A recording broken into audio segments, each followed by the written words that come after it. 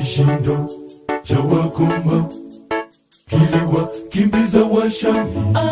Kishindo cha wakoma kiliwakimbiza Washami.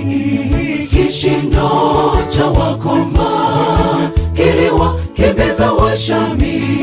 Kishindo cha wakoma kiliwakimbiza Washami.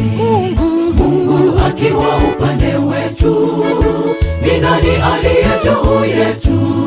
Mungu akiwa upande wetu, ni nani aliye juu yetu?